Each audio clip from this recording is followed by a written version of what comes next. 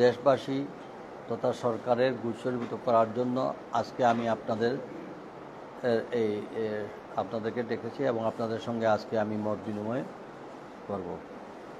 আমাদের মূল দাবি হচ্ছে সিলেট ঢাকা এই মহাসড়ক আজকে প্রায় 17 থেকে 18 বছর এই রাস্তা 4 লাইন 6 লাইন এইসব শুনতে শুনতে বিগত উন্নয়নের মহাসড়কে আমরা অনেক আশা অনেক আকাঙ্ক্ষা নিয়ে আমরা সেই প্রত্যাশা নিয়ে আমরা বসেছিলাম যে আমাদের রাস্তা 4 লাইনের রাস্তা অথবা 6 লাইনের রাস্তা ইতিমধ্যে সম্পন্ন হবে, কিন্তু আমরা দেখলাম হওয়া তো দূরের কথা, এটা নিয়ে নানান ধরনের টানবাহানা চলছে। কখনো জমি অধিগ্রহণ, কখনো ঠিকাদারি প্রতিষ্ঠানের সঙ্গে, কখনো প্রাকৃতিক দুর্যোগ, কখনো ডিজাইন পরিবর্তনের ব্যাপার নিয়ে এইসব করতে করতে এখন এমন একটি পর্যায়ে দাঁড়িয়েছে, আমরা বিগত দেশনেত্রী বেগম খালেদা জিয়ার সরকারের সময় সাবেক অর্থ পরিকল্পনা মন্ত্রী এম সাইফুর রহমান যে 2 লাইনের যে রাস্তাটা করেছিলেন, আমার মনে হয় আপনারাও সবাই অবগত আছেন, সেই 2 লাইনের রাস্তা দিয়ে আমরা 3 থেকে 4 ঘন্টার মধ্যে ঢাকা থেকে সিলেট আসতে পেরেছি, সিলেট থেকে ঢাকায় যেতে পেরেছি। কিন্তু বর্তমানে সিলেট ঢাকা, ঢাকা সিলেট যেতে গেলে কোনো কোনো ক্ষেত্রে 15 থেকে 20 ঘন্টা পর্যন্ত সময় লাগে। আমরা বারবার একটা বড় রাস্তা করতে গেলে, এই ধরনের হাইওয়ে রাস্তা করতে গেলে আমরা দেখেছি একটা কালভার্ট করলেও একটা বাইপাস, একটা সড়ক রাখা হয়। আমার প্রশ্ন হলো যে সিলেটে ঢাকা সিলেট যে অরিজিনাল যে রাস্তার সড়কটা ছিল সেটা যদি যুগোপযোগী করে মেনটেনেন্স করে রাখা হতো তাহলে আমাদের আজকের এই দুরবস্থা হতো না। ওনাদের এক্সটেনশন যেটা, এটা পরে ধারাবাহিকভাবে করলেও কোনো অসুবিধা হতো, আমাদের একটা যোগাযোগের ব্যবস্থাটা থাকতো, কিন্তু এটা ওনারা কেন যে করতেছেন না তা আমরা জানি না। তাই আমরা আগামী 12 তারিখ যে আলটিমেটাম দেব, 15 দিনের আলটিমেটাম দেওয়া হবে সম্মিলিত সভায়। এটা সিলেটবাসীর সকলের প্রাণের দাবি। আমাদের যোগাযোগ ব্যবস্থার এই পরিণতি হওয়ার কারণে শুধু যে আমরা 15 ঘন্টা যাওয়া আসা নিয়ে এটা নয়, এটাতে অর্থনৈতিকভাবেও আমরা অনেক ক্ষতিগ্রস্ত হচ্ছি। যেমন পণ্য আসা যাওয়ার ক্ষেত্রে এই যে দীর্ঘ সময় লেগে যাচ্ছে, এর জন্য পরিবহনের যে ক্যারিং চার্জ এটা 2 গুণ 3 গুণ হয়ে যাওয়াতে আমাদের যে দ্রব্যমূল্য, যেটা আমাদের শাক সবজি মাছ তরকারি যেটা নিত্য প্রয়োজনীয় জিনিসের দাম সাধারণ মানুষের ক্রয় ক্ষমতার বাইরে চলে গিয়েছে। আমাদের এই ঘটনার পরে আমরা সেদিন দেখলাম যোগাযোগ উপদেষ্টা নিজেই ব্রাহ্মণবাড়িয়া এসে উনি আর গাড়ি নিয়ে যেতে পারেন না, শেষে উনি মোটরসাইকেলে চলে গেছেন। আমরা আশা করেছিলাম তিনি একটি ঘোষণা, অন্ততপক্ষে সরকারের দায়িত্বশীল অবস্থান থেকে উনি একটা আমাদেরকে আশ্বস্ত করবেন, কিন্তু এখন পর্যন্ত তার কোনো সিদ্ধান্ত আমরা পাইনি। দ্বিতীয়ত হচ্ছে রেল লাইন যোগাযোগের এই আমি ক্রমান্বয়ে বলছি, ঢাকা সড়ক এটা একটা যেমন আর অল্টারনেটিভ কোনো রাস্তা না থাকায় আমাদের যেতে হয় কিসে, রেলওয়ে। এই রেলওয়ে বাংলাদেশের সব অঞ্চলে রেলওয়ের আমূল পরিবর্তন করা হলেও সিলেটের সেই ব্রিটিশ আমলের যে রেল লাইন, সে রেল লাইনের অনেকগুলো ব্রিজ প্রায় আপনারা দেখেন সড়ক রেল লাইনচ্যুত হয় এবং অ্যাক্সিডেন্ট অব্যাহত হয়। এটার পরেও আমাদের রেল মন্ত্রণালয় এই সিলেট ঢাকা সিলেট এই রুটে ডাবল লাইন তো দূরের কথা, রেল লাইন সংস্কার তো দূরের কথা, সিলেটের জন্য নতুন একটা রেল লাইনের সিদ্ধান্ত দেওয়ার পর এইটা আমাদেরকে বাদ দিয়ে অন্য অঞ্চলের জন্য বরাদ্দ দেওয়া হয়েছে। কেন আমাদের থেকে আপনারা বঞ্চিত করবেন? এবং এখন এরপরে রেলওয়ের আরেকটা দুরবস্থা হলো যে টিকিট আমরা বলা হচ্ছে ডিজিটাল টিকিট, ডিজিটালি যেভাবে এই টিকিটটাকে মানে যখনই আমরা কল করলাম তখনই বলা হয় যে টিকিট সেল হয়ে গেছে। এটা একটা কালোবাজারি গ্রুপ আছে যারা আগেই টিকিট সেলার দেখায়, এরপরে দেখা যায় আমাদেরকে বিভিন্ন দালাল চক্রের মাধ্যমে করতে হয়। এটা বারবার বলা সত্ত্বেও সরকারের বিভিন্ন গোয়েন্দা সংস্থা থেকে শুরু করে দুদক প্রত্যেকে এটা অনুসন্ধান করলেই এটার সুরাহা হইতো, কিন্তু এখন পর্যন্ত কেউ এটা দেখে না। তা আমরা জানতে চাই যে আমাদের এই যে প্রশাসনিক এই সিদ্ধান্তগুলা নিশ্চয়ই সরকারের দায়িত্বশীল জায়গা থেকে যার যার দায়িত্ব সেটা পালন করা উচিত। এবার আসেন, রেল লাইন তো শেষ হলো, আমরা আরেকটি বাহন যেখানে আমরা বিমানে যোগাযোগ যেতাম, সেই বিমানে দেখা যায় যে কুরবানির গরুহাটের গরুর দাম যেভাবে সকালে একটা, দুপুরে একটা, রাত্রে একটা হয়, আমাদের Biman air Astra, US Bangla, Novo air, যাটাই বলি, বাংলাদেশ বিমান সকালে এক রেট, দুপুরে আরেক রেট, বিকালে আরেক রেট, এবং হইতে হইতে একই টিকিটের রেট 14,000 থেকে 16,000 পর্যন্ত চলে যায় মাঝে মধ্যে। এই যে বৈষম্য, এই বৈষম্য বাংলাদেশের ঢাকা, চিটাগাং, ঢাকা, রাজশাহী, ঢাকা, সৈয়দপুর এই ক্ষেত্রে তো হচ্ছে না। এবং ঢাকা সিলেটের আমাদের ফ্লাইট জয়টাই দিয়েছেন, প্রত্যেকটা ফ্লাইটে তারা ফুলফিল মানে প্যাসেঞ্জার একদম ফুল থাকে। আমাদের আরেকটা রুট যেটা ঢাকা থেকে শরীয়তপুর যতটা ফ্লাইট যায়, সিলেট থেকে ঢাকায় অতটা ফ্লাইট আমাদের আসে না। অতএব এবং বাণিজ্যিক ক্ষেত্রে আমাদের চিটাগাং যাওয়ার প্রয়োজন, চিটাগাংয়ে ঢাকা চিটাগাং রুটে আমাদের বিমান চালু হওয়া দরকার ছিল। কেন আমাদের সিলেট চিটাগাং আমাদের থাকা দরকার। ইভেন প্রয়োজনে সিলেট কক্সবাজার হইলেও তো আরও ভালো। যারা আসে, যারা সিলেট ট্যুরিজম শেষ করে কক্সবাজারে গেল, এটা দেশের জন্য তো অর্থনৈতিক ভালো।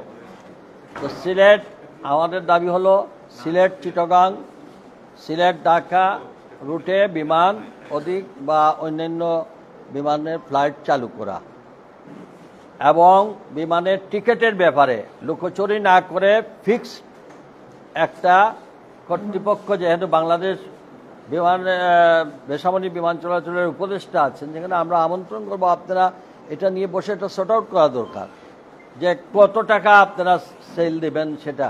এখন ইচ্ছা মতো প্লেনের ফ্লাকচুয়েট করাটা সাধারণ জনগণের কাছে একটা অস্বাভাবিক হয়ে পড়েছে।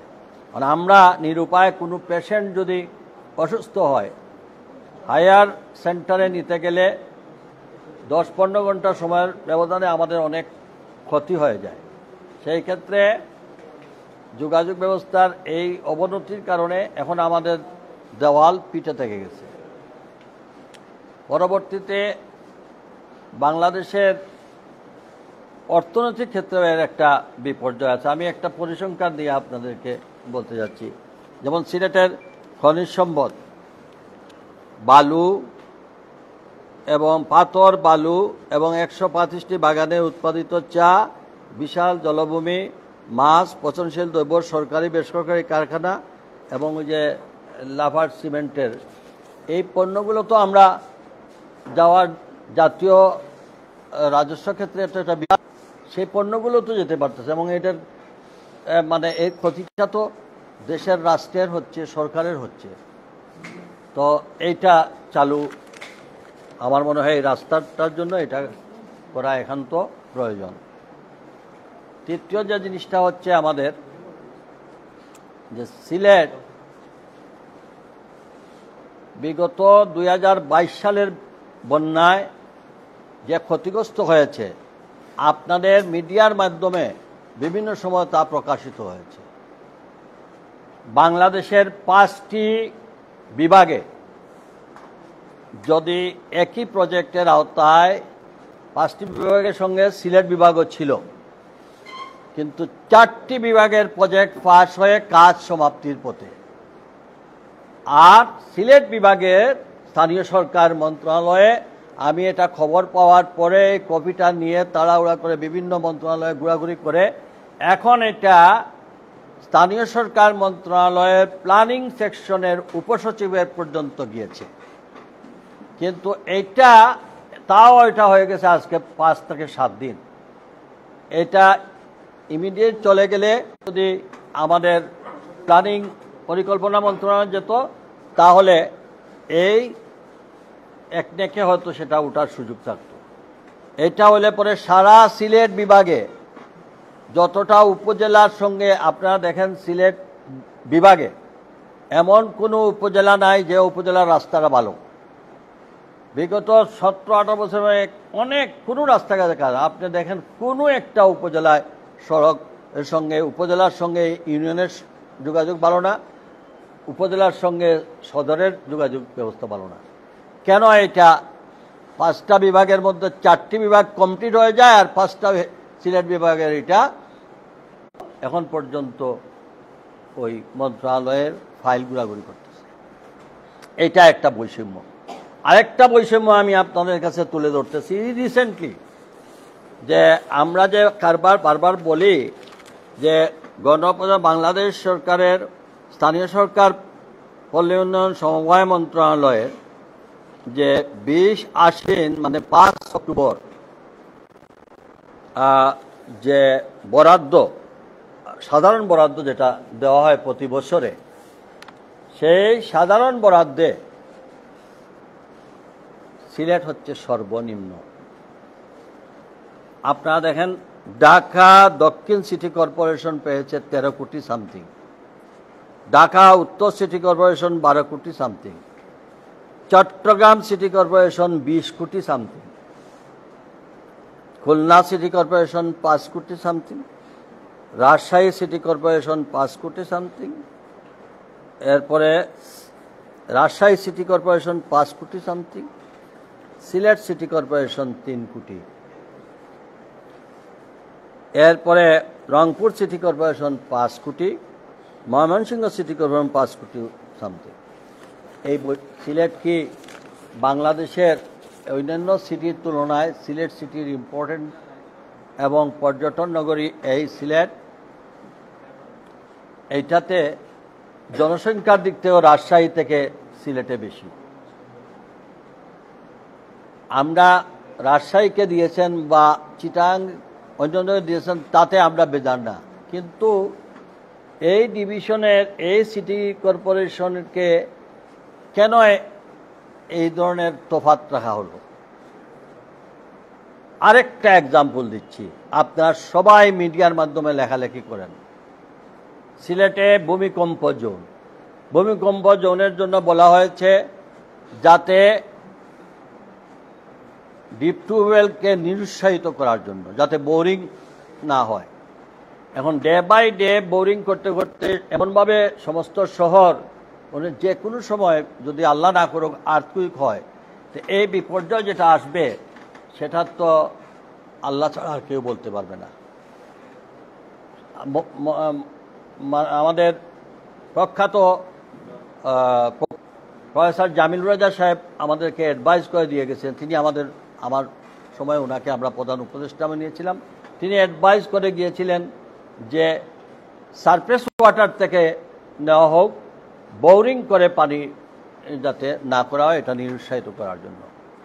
আমরা অনেক অ্যাসেসমেন্ট করে চেঙ্গের খালকে বেছে নিয়ে বাংলাদেশের সরকারের যত পরিকল্পনা সব কিছু নিয়ে ডিপিবি ফাইনাল করে সব যখন পিসি মিটিং সব অ্যাপ্রুভ হয়ে গেল, আজ থেকে 7-8 বছর আগের কথা বলতেছি, সেটা মন্ত্রণালয়ে ফাইনাল হওয়ার সময় যখন একটাকে পাস করবে, তখন তৎকালীন স্থানীয় সরকার মন্ত্রী লিখে দিলেন এটা ওয়াসা হলে পরে করা হবে। আমাদেরকে ওয়াসা, সিলেটে ওয়াসা স্থাপিত হয়েছে বলে একটা আপনারা নিউজ করেছিলেন, চেয়ারম্যান হয়েছিলেন ডাক্তার প্রফেসর হাফিজ সাহেব। এই চেয়ারম্যান পর্যন্তই শেষ, এই ফাইল এই অবস্থায় থেকেছে।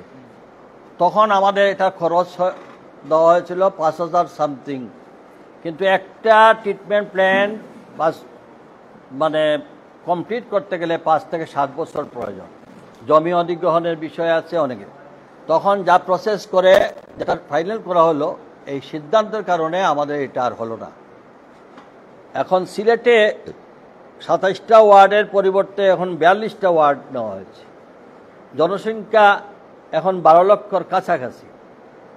তো এই ক্ষেত্রে পানির সমস্যা দিন দিন মানুষের প্রয়োজন।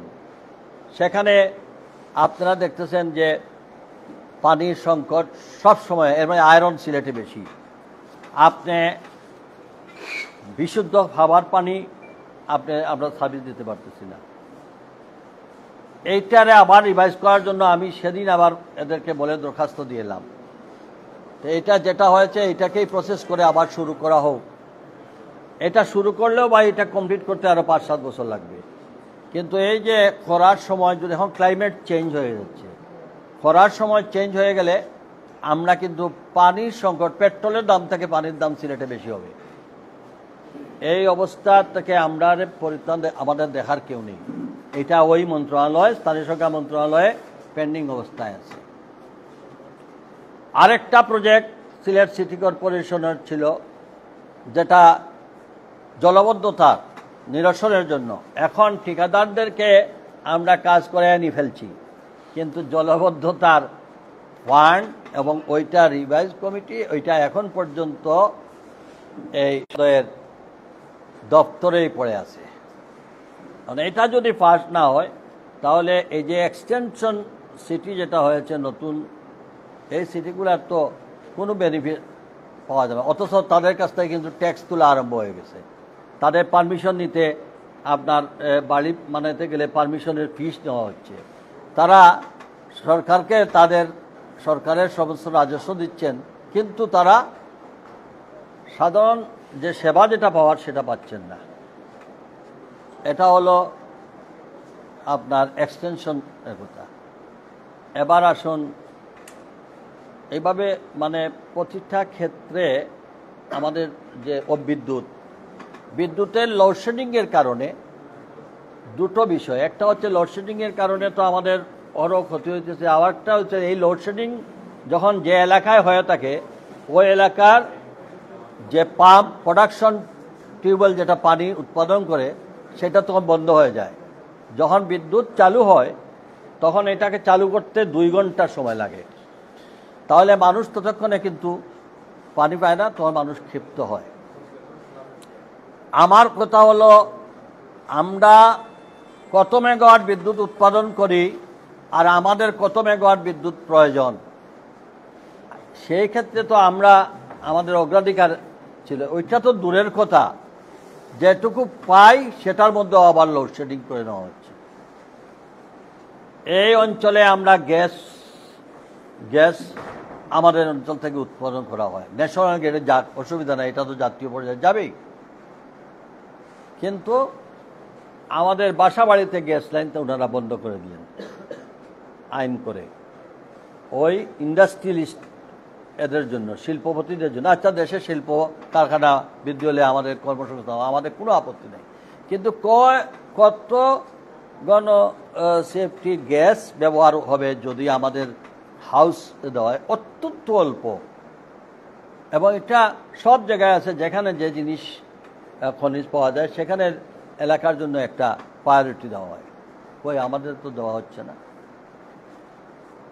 এখান থেকে যে কোটি কোটি টাকার তেল, গ্যাস এগুলা যে আপনার লরি করে যাবে, আপনার তো যেটা নিতে যাচ্ছেন ওইটাও তো আপনারা রাস্তা ঠিক না হলে এগুলা যেতে পারে, এটাও তো ক্ষতির সম্মুখীন হচ্ছে।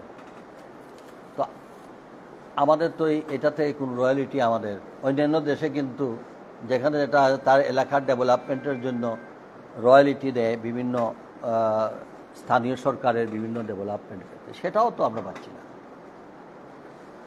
আমাদের সঙ্গে চিটাগাংয়ের যে যোগসূত্র, যেটা আমাদের একটা রোড হলে আমরা সব জেলায় যেতে পারি, ঢাকা সিলেটের।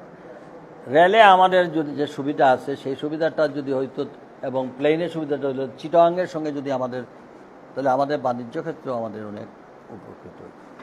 এই সব মিলিয়ে আমার আপনাদের সামনে উপস্থাপন করলাম এবং আমি মনে করি এইগুলো আপনাদের সবাই, আমাদের প্রধান উপদেষ্টা আজকে 1 বছরের উপর হয়ে গেল। এদেশের যে কোনো সরকার প্রধান হলে অন্তত একবার হইলেও পুণ্যভূমি হযরত শাহজালাল শাহপরানের মাজার জিয়ারত করেন। কিন্তু এই সরকার আসার পরে, অন্তর্বর্তীকালীন সরকার আসার পরে একদিনের জন্য সিলেটে আসেন। আমি দয়া করে মাননীয় প্রধান উপদেষ্টাকে আমন্ত্রণ জানাবো আপনাদের মাধ্যমে, আমরা কি অবস্থায় আছি, প্লেনে না আসে যদি দয়া করে রোডে অথবা ট্রেনে আসেন, তাহলে আমার মনে হয় তার বিচক্ষণতা দিয়ে তিনি সিদ্ধান্ত দিতে পারবেন এখানে রাস্তা হওয়া উচিত কি উচিত না। আমাদের যোগাযোগ উপদেষ্টা তিনি যদি ব্রাহ্মণবাড়িয়া থেকে এসে ফিরে গেলেন, তাহলে একটু কষ্ট করে, জনগণ তো আমরা 15 ঘন্টায় যাই, আপনার তো পুলিশ আছে, সব ধরনের সব কিছু আছে, দয়া করে আপনার আরও উপদেষ্টাদেরকে নিয়ে একটু সিলেটে আসেন, বিমানে না আসে দয়া করে আপনি ট্রেনে কিংবা রোডে আসলে আমরা আমি আপনাকেও দাওয়াত করতেছি, আপনাদের টিমকে নিয়ে আসেন। তাহলে আমাদের যে দাবিগুলা এটা যৌক্তিক না সেটা আপনারা বলবেন। বিদ্যুতের উপদেষ্টাকে মহোদয়কে বলবো, কেন আমরা এই বিপর্যয় থেকে মুক্তি পাবো না, এ বিষয়ে ওনাদের শরণাপন্ন, আপনারা আসেন, দেখে যান। তো যাই হোক, আমি আর বক্তব্য দীর্ঘায়িত করতে যাচ্ছি না। আমরা নলমেল করছে এখানে দল মত ধর্ম বর্ণ নির্বিশেষে, এবং আমরা এই বৃহত্তর সিলেটে, আমাদের সিলেট অঞ্চলে চাকরির সুবাদে হোক আর সেটেলডের হোক, অন্যান্য জেলার যারা সিলেটে বসবাসরত তারা সহ সবাই আমরা এক কথার মধ্যে এই এলাকার এই রাস্তাঘাটের উন্নয়ন মানে দেশের উন্নয়ন, এটা একটা অর্থনৈতিক জোন হিসাবে আমাদের। আর যদি সরকার চিটাগাংয়ে হইলে আমরা বেজান না, আমরা অত্যন্ত খুশি, বাণিজ্য কেন্দ্র আরও সুন্দর হোক, আরও মহাসড়ক হোক। কিন্তু উপদেষ্টা নিজে যান, বরাদ্দ ওনাদের সব কিছুতে থাকে, বৈষম্যটা ওই জায়গায়, ওইখানে 20 কোটি পাইলে সিলেট 5 কোটি কি পাবে না।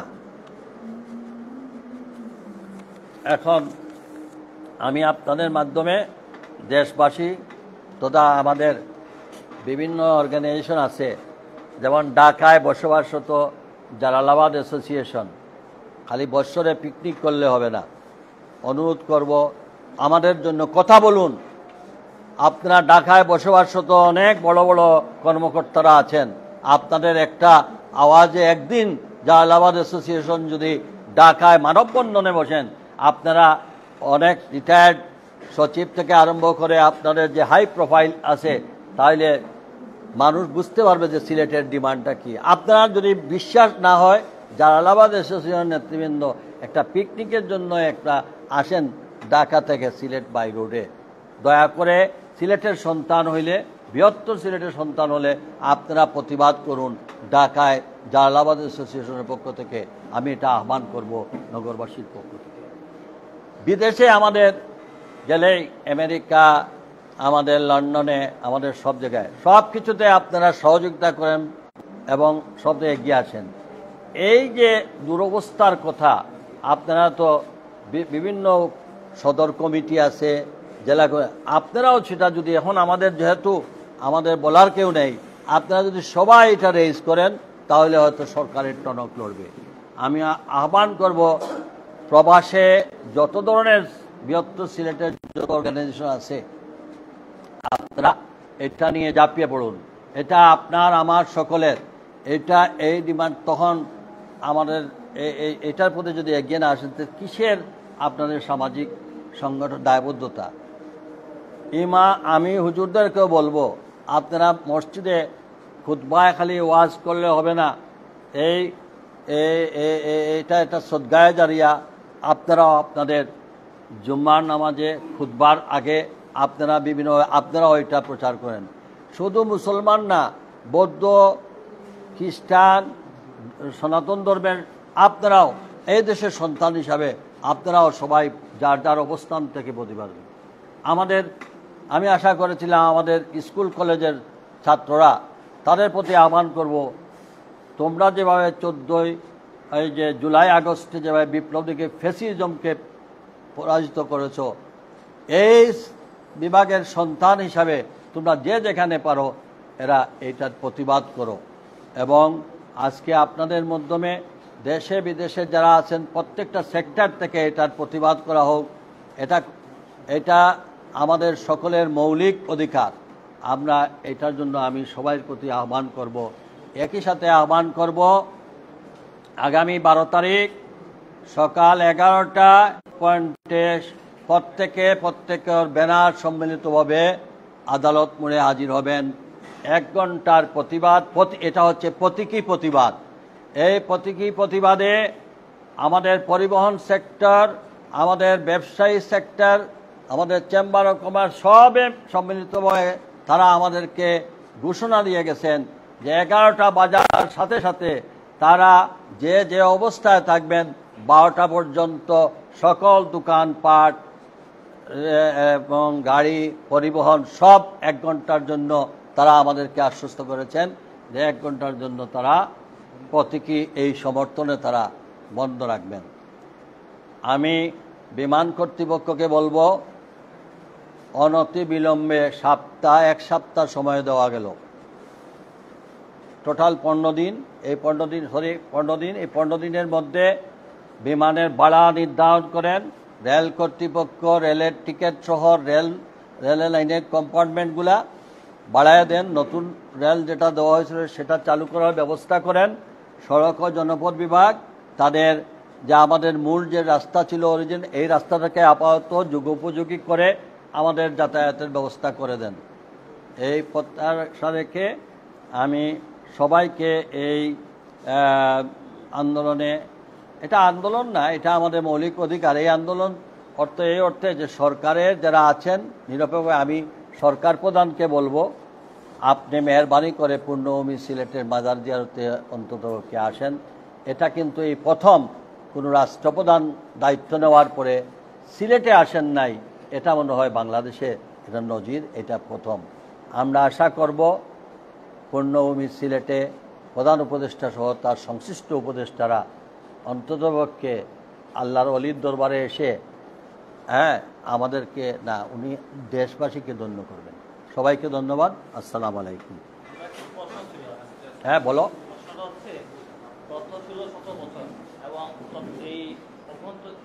অন্তর্বর্তীকালীন সরকারেরও 1-1.5 বছর হয়ে গেছে।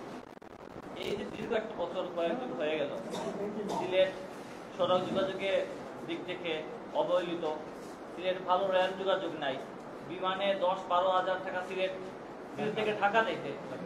এই যে বারবার অবহেলিত হচ্ছে, সিলেটকে বলা হয় পর্যটন নগরী, সিলেটকে বলা হয় রেমিটেন্সের নগরী।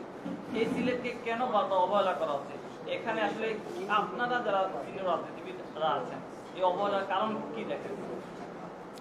আমি যেটা এক কথা মানে আমাদের ঐক্যটা হইল সবচেয়ে বড়। আমাদের মধ্যে যদি ঐক্যবদ্ধভাবে আমরা সচেতন থেকে প্রতিবাদ করতাম বা সবাই সচেতন থাকতাম, তাহলে হয়তো এত ডিলে হইতো না। আর একটা মূল কারণ, আমাদের সিভিল সার্ভিসে আমাদের লোকজন নাই, আমাদের উপদেষ্টা মণ্ডলী তো আমাদের সেই ধরনের কোনো রিপ্রেজেন্টেটিভ নাই। কাজেই এটা একটা, আর ওই সময়ে তো সারা দেশব্যাপী যেটা হয়েছে এটা তো আপনারাই সাক্ষী, 70 বছরে দৃশ্যমান কোনো কিছু আপনারা কেউ দেখাইতে পারবে না যে সিলেট অঞ্চলের উন্নয়ন হয়েছে বলে। তারা এক কথা বলে সিলেটের সব লোক ধনী। আরে লন্ডন হয়েছে, সব লন্ডনই। What do you mean by লন্ডনিয়া? সবাই সিলেটি ধনী। আপনি গ্রামের অঞ্চলে যান, আমার জকিগঞ্জ যান, খানাইঘাট যান, বালাগঞ্জ যান, উসমানীনগরের ভিতরে যান, ওই যে সুনামগঞ্জে যান, গোয়াইনঘাটে যান, হবিগঞ্জে যান, মৌলভীবাজারে গ্রাম অঞ্চলে যান। আরে ভাই, শহরে কতজন বাস করে দেখেন, সারা দেশব্যাপী। এটা হচ্ছে আমাদের নির্লিপ্ততা, আমাদের দুর্বলতা। এবার আমরা এই যেটা হয়েছে, এটা যদি আনঅ্যানিমাস ইউনাইটেড থাকা হয়, অবশ্যই সরকার এটা মানতে বাধ্য হবে। আমার মনে হয় বিবেকবান সরকার হলে নির্দলীয় নিরপেক্ষ মানে অন্তর্বর্তীকালীন সরকারের উপর তাদের তো কোনো পলিটিক্যাল মোটিভ নাই। সো আমার বিশ্বাস তারা এটা দেখবেন।